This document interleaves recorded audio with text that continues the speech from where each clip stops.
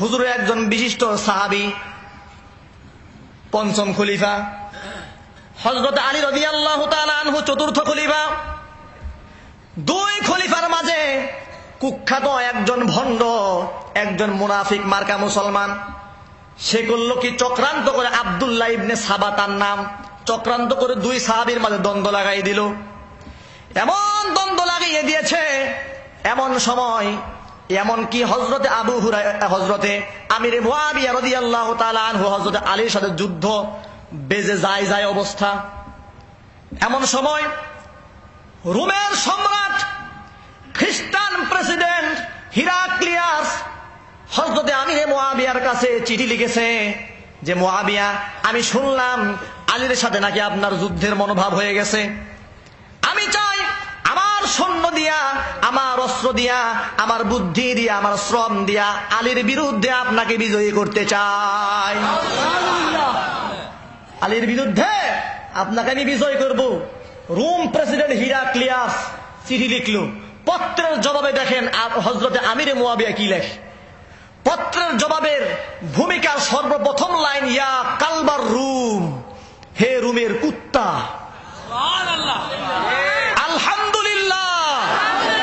আরে মুসলমান, ও রুমের কুত্তা, আমি একজন মুসলমান, আমার ভাই আলী একজন মুসলমান, আমাদের ভিতরে কত দ্বন্দ্ব থাকতেই পারে, এটা নিতান্তই আমাদের ব্যক্তিগত ঘরোয়া বিষয়, কিন্তু আমাদের এই সুযোগে পৃথিবীর কোন লাল কুত্তার গোষ্ঠী, লাল চামড়াধারী অমুসলিমরা আমাদের মুসলমানদের ভিতরে ফাটল সৃষ্টি করতে পারবে না। তিনি ঘোষণা দিয়ে দিলেন, কেমন মুসলমান?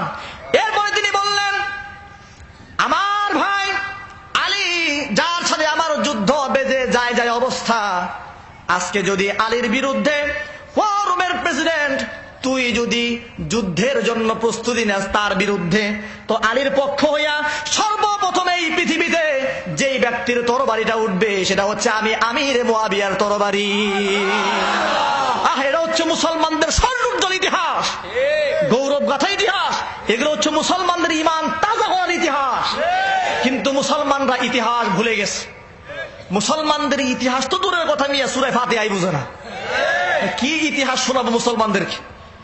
সূরা ফাতিহা জানে না, নামাজ জানে না, রোজা জানে না, মাসআলা মাসাইল কিচ্ছু জানে না। আমার ভাইরা গোলামি করবো কার? আরো যদি বলেন কার? এই জন্য 5 ওয়াক্ত নামাজ হচ্ছে আমাদের গোলামির 1 নম্বর পরিচয়। কয় নম্বর?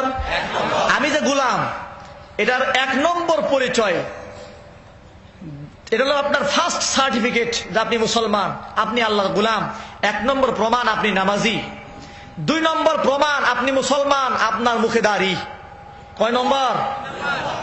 মনে রাখেন, ফেস লাগাইন না। আপনার মুখের দাড়ি রাখা ওয়াজিব। দাড়ি যে না রাখে, দাড়ি যে কাটে, ইসলামের শরীয়তের পরিভাষায় সে ফাসেক। মাসআলা ক্লিয়ার করে দিয়ে যায়। মুফতি সাহেব ডানে বামে অভাব নাই, ভুল হলে বলবেন। দাড়ি কাটলে ইসলামে শরীয়তের পরিভাষায় তাকে বলে ফাসেক। কি বলে? ফাসেক বলে। আর ওয়াল্লাহু লা ইয়াহদিল কওমাল ফাসিকিন, ফাসেকদেরকে আল্লাহ কখনো হেদায়েত দেন না। এই জন্য ক্লিয়ার মনে রাখবেন, আপনাকে দাড়ি রাখতেই হবে, কারণ আপনি আল্লাহর গোলাম। নম্বর 2, নম্বর 3, আপনি যেহেতু আল্লাহর গোলাম, আজকে পর্দা নিয়ে আলোচনা করলাম। পর্দার পবিত্র হুকুমকে লঙ্ঘন করার কারণে ইহুদি খ্রিস্টানদের বাচ্চা যেমন কুত্তার বাচ্চা হয়, আমরা চাই না আমাদের সন্তান কুকুরের বাচ্চা হোক। এই জন্য পর্দার এই পবিত্র বিধানকে আমরা মানতে চাই। কথা ঠিক কিনা?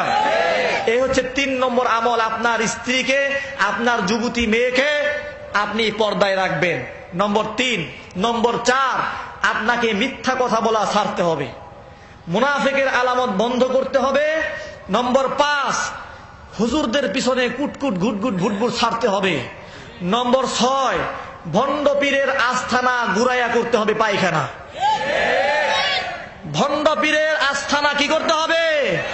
ভেঙে পায়খানা বানাতে হবে। এই ভণ্ড পীরের আস্থানা ভেঙে চুরে গুড়িয়ে দিতে হবে। নম্বর 6। নম্বর 7, 7 নম্বরে আপনার কাজ হচ্ছে ইসলামী মতাদর্শে আদর্শবান হওয়া, ইসলামী আদর্শে আদর্শবান হওয়া, কোরআন এবং হাদিস অনুযায়ী নিজের জীবনকে পরিচালনা করা। নিজের জীবন অনুযায়ী কোরআন না, কোরআন অনুযায়ী নিজের জীবন। অনেকেই মাসআলা খুঁজে, হুজুর আমি যে শার্ট গায়ে দেই এটা হাদিসে কি না করছে? মানে উনি নিজের দেহ অনুযায়ী ইসলামের সেটিং করবে। এখন কি করবে? সেটিং শুটিং বাদ। ইসলাম দিয়া নিজের জীবন সেটিং, নিজের জীবন সেটিং দিয়ে ইসলামের সেটিং করেন না। কথা বুঝতে পেরেছেন? কারণ ইসলাম আমার আপনার একা জন্য আসে নাই, ইসলাম এসে সারা পৃথিবীর মুক্তির জন্য। নম্বর 7, নম্বর 8 আলোচনা করতেছিলাম পিতা মাতার খেদমত করতে হবে, ওই পর্যন্ত যাওয়ার সুযোগই হয় নাই। তাফসীরের একটা অংশ ওয়াকাদা রাব্বুকা আল্লা তা'বুদু ইল্লা ইয়্যা, একমাত্র আল্লাহর গোলামি, এই অংশের তাফসীর করতে গিয়ে কয় ঘন্টা হইল? 3 ঘন্টা প্রায়। কয় ঘন্টা? প্রায় 3 ঘন্টা। এতগুলি মানুষ, তারপরে কিভাবে জমে বসে আছে। বিরিয়ানি দেওয়া হবে, বয়ানের পরে নাস্তা আছে, কিছু টাকা দেওয়া হবে আপনাদের, তাও না কয় সুবহানাল্লাহ সুবহানাল্লাহ। প্রাণ খুলে শুকরিয়া আদায় করে আলহামদুলিল্লাহ। চিন্তা করছেন এই বর্তমান জমানা মানুষ কত ব্যস্ত, মানুষ কত ব্যস্ত, কেউ কারো কথা শোনার টাইম নেই মানুষের। এই সময় মানুষ নিজের ঘুম বাদ দিয়া রাত 1টা বেজে আসে, আরামের ঘুম হারাম, শয্যা হারাম, স্ত্রী পরিবার পরিজন ব্যবসা বাণিজ্য সব ক্লোজ, সব বন্ধ করে দিয়ে মাঠে বসে আছে একমাত্র আল্লাহ সুবহানাহু ওয়া তাআলার জন্য। আল্লাহ পাক বলেছেন কুল ইন্না সলাতি ওয়া নুসুকি ওয়া মাহইয়ায়া ওয়া মামাতি লিল্লাহি রাব্বিল আলামিন। রাসূল আপনি বলুন ইন্না সলাতি, নিশ্চয় আমার নামাজ, ওয়া নুসুকি আমার কুরবানি, ওয়া মাহইয়ায়া আমার জীবন, ওয়া মামাতি আমার মৃত্যু, লিল্লাহি রাব্বিল আলামিন। সুবহানাল্লাহ। সব কার জন্য? সব আল্লাহর জন্য নিবেদিত। আমার ভাইরা, এই যে আজকে মাহফিলে আসলেন, তাফসীরুল কোরআন মাহফিল আর গল্প গুজব বানোয়াটি কিচ্ছা কাহিনীর মাহফিল কোনদিন এক হয়? কোরআনের মাহফিলের আলাদা রুহ থাকে। এই জন্য কোরআনের মাহফিল জিন্দাবাদ। কথা ঠিক কিনা? তাফসীর মাহফিল জিন্দাবাদ। জোরে বলেন তাফসীর মাহফিল জিন্দাবাদ। কারণ কোরআনের দাওয়াত হচ্ছে সবচাইতে ইম্পর্টেন্ট দাওয়াত, সবচাইতে গুরুত্বপূর্ণ। আল্লাহ নবী বলেছেন মান ক্বালা বিহি সাদাকা। এই কোরআন শরীফ এমন একটা গ্রন্থের নাম, এই কোরআন দিয়ে যে কথা বলবে সাদাকা, সত্য কথা বলল। ওয়া মান আমিলা বিহি উজিরা, এবং এর প্রতি যে আমল করলো আল্লাহ তাকে বিনিময় দিয়ে দিবে। এই জন্য কোরআনের চাইতে দামি ওয়াজের কিতাব আসমানের নিচে জমিনের উপরে আর নাই। সবচাইতে দামি ওয়াজের কিতাবের নাম কি? আল কোরআন। জোরে বলেন কি? এই জন্য আল কোরআন জিন্দাবাদ। কোরআন হাদিসের আলো ঘরে ঘরে জালো। আবার ভাইরা, আখেরি মোনাজাত না দিয়া উঠার কারো নিয়ত আছে? নিয়ত নাই তো আল্লাহ তাআলা আপনাকে জাযা দিয়ে দিবে। সকালবেলা পর্যন্ত উনি আশা করছে, সকালবেলা পর্যন্ত যে আশা, যে রোজ আমরা যে আলোচনা করলাম, হযরত আব্দুল্লাহ বলেছিলেন যে শাহাদাত যদি নসিব হইতো, আল্লাহ নবী কি বললেন? আশা যেহেতু করছো, তামান্না যেহেতু আছে, জ্বরে মৃত্যু হইলেও শাহাদাত নসিব হবে। তো ওই রকম আশা যেহেতু করছেন, ফজর পর্যন্ত আলোচনা শুনবেন, এটা আমাদের সকলের আশা। কি বলেন? এটা আমাদের সকলের আশা। হ্যাঁ, এটা আমাদের সকলের আশা। আল্লাহ রাব্বুল আলামিন আমাদের মনের এই তামান্না অবশ্যই কবুল করেন। আমরা বলি আমিন। আরো জোরে বলি আমিন। আল্লাহুম্মা আমিন। ربنا ظلمنا أنفسنا وإن لم تغفر لنا وترحمنا لنكونن من الخاسرين.